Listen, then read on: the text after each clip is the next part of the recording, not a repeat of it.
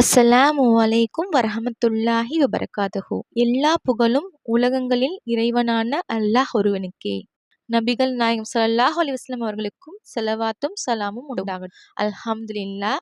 நம்ம எல்லாரும் ஆவலா எதிர்பார்த்திருந்த இந்த ரமலான் மாதத்தை நம்ம அடைந்துட்டோம். அல்ஹம்துலில்லாஹ். சென்ற வருடம் ரமலான்ல இருந்தவங்க இந்த வருடம் இருப்போமா அப்படிங்கிறது ஒரு கொஷின் மார்க் தான். நெக்ஸ்ட் இயர் நமக்கு கிடைக்குமா அப்படிங்கிறது ஒரு கொஷின் மார்க் தான்.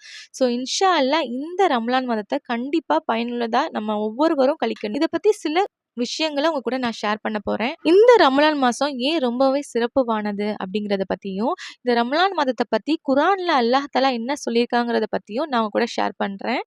அல்லாஹ் சொல்றான், ஈமான் கொண்டவர்களே, உங்களுக்கு முன் இருந்தவர்களின் மீது நோன்பு கடமையாக்கப்பட்டிருந்தது போல் உங்கள் மீதும் நோன்பு கடமையாக்கப்பட்டுள்ளது.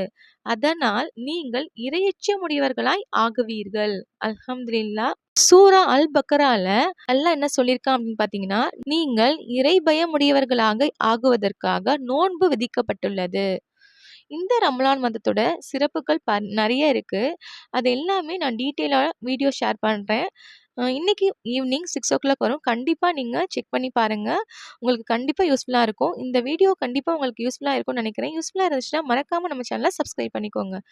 அஸ்ஸலாமு அலைக்கும் வரஹ்மத்துல்லாஹி வபரகாத்துஹு.